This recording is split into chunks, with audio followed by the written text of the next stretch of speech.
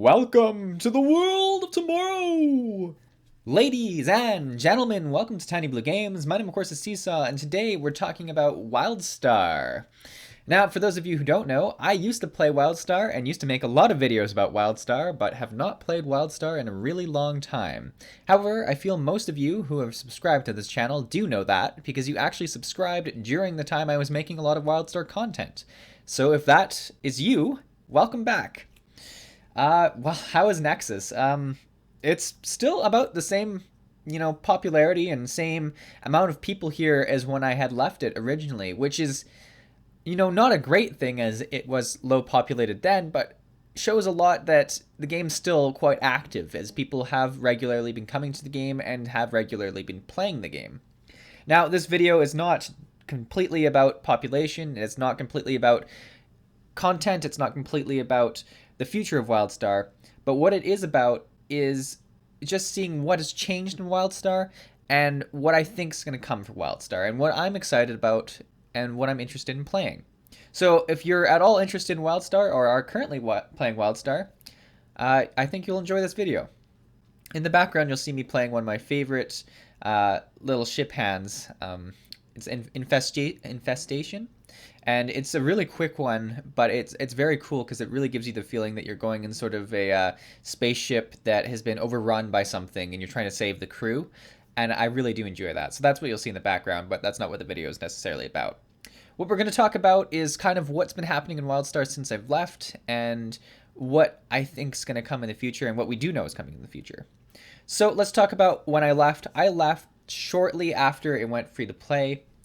Why did I do this? Well, first of all, I guess you have to look at the bigger MMO picture.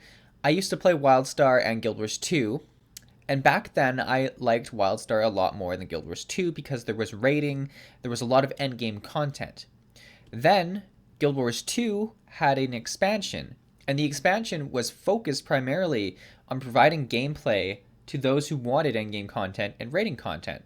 So I got very invested into the raids, and to this day still very much enjoy them and raid weekly in Guild Wars 2. It's a much more casual raiding scene, which is quite nice, but you also I missed Wildstar raids. You miss the difficulty, the size of them, the mechanics, and I think that's really what you miss the most about Wildstar when you stop playing it, is the different mechanics that you see, because the telegraphs really allow Wildstar to do a lot of different things. So anyways, that's really why I left at the time and why I've sort of started logging back in to see what's up in Wildstar. Now let's talk about what's happened since then. So Wildstar has continuously added some content to the game. It's been sort of slow, more like quarterly updates, which isn't bad. Some of them have been smaller, but the very last few ones have been quite big, especially their second raid that they've introduced, and I've seen a lot of cool videos on that raid, as well as the newest one, which is sort of prime difficulties and the primal matrix, as well as new dungeons, which we'll talk about in a few seconds here. But they have regularly been updating the game, and it's a very good thing to see. Now, what else has happened is that it's free to play now. So there's been a lot more attention put onto cash shop items, which go in weekly, which is not different than Guild Wars 2. So I'm quite used to that. And I would rather see them put stuff into the cash shop instead of putting, one thing in the game that's pay to win and then everyone has to buy it. I'd rather them keep updating with like little fluff items that people can buy if they want. So that's not a bad thing at all. What you have noticed as well is that they're a lot more active on social media since they've gone free to play, because they need to try and get more free users into the game. And it's a lot easier to convince people to join the game if you are a free to play game. So we've noticed a lot more activity on things such as Facebook and Twitter, but as well as a lot more weekend events. And this is something that never really happened when, the first year of Wildstar, when I started playing. You never had sort of a prestige double weekend or XP double weekend. And I think the main reason they're doing this is to sort of lure some people in. And I say lure as if it's a bad word, but it's not. They're just trying to get new players into the game. It's a good marketing tactic, really. But what we also see it for is that there's a lot of there's less people in this game than a lot of other games. So the population is a bit of a struggle still. But by having events specifically on weekends, and so it focuses the community's attention on a certain activity like double prestige being battlegrounds. You get the queues to pop a lot more. So it's a very good thing for the population to have a specific activity that they're going to focus on. Now, what else can I talk about in terms of the future? Well, we know that there's a new dungeon coming, which is very exciting. I like the original dungeons that were in the game. I was not the biggest fan of the Proto Games dungeon. It's not as story driven or linear in my opinion, and because of that it fell flat. I really like the idea of going in, like Stormtalon's Lair to this day is maybe one of my favorite dungeons. It's just such a classic. You're going into this cave, you're fighting all these powerful monsters that are guarding a final huge dragon boss. It's just such a classic dungeon, and the Proto Games Academy didn't have that. So I'm really hoping this new dungeon is more back to the roots. Now, don't get me wrong, Proto Games Academy was difficult and had lots of fun mechanics. It just wasn't the aesthetic that I was looking for. So I'm hoping that that really comes to play in this new dungeon.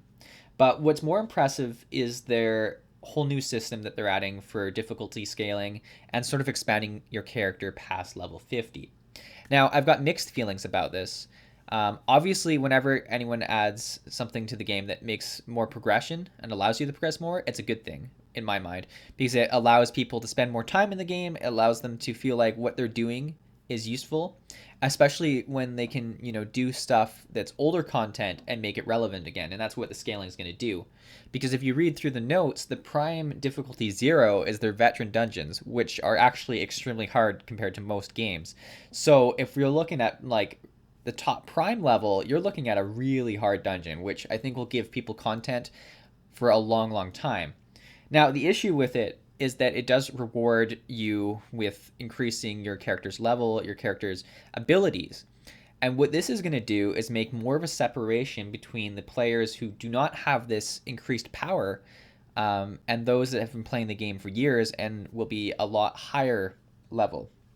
Now, hopefully, the incentive of upscaling some of the later content will allow these really progressed players to come back and play with the new players as well, because I think that is the goal. But you could be in an issue where you make more of a challenge for these new players to get into, and it just dilutes your population even more so, making the dungeon queues unbearable.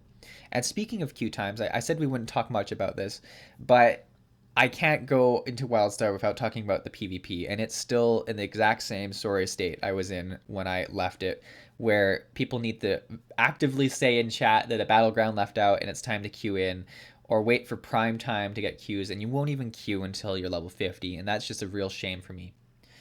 But with all that in mind, I think that I'm going to play this game a bit more, and I think if you haven't ever played this game and you've stumbled upon this video, you should try it, as the combat and the aesthetic and just the mechanics of the game are enough fun to really make the experience enjoyable, especially at the $0 price entry that they're offering. It's just one of the best free-to-play games you can play.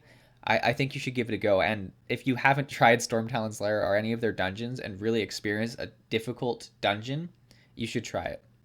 Anyways, I'm looking forward to the new updates they're going to be put in.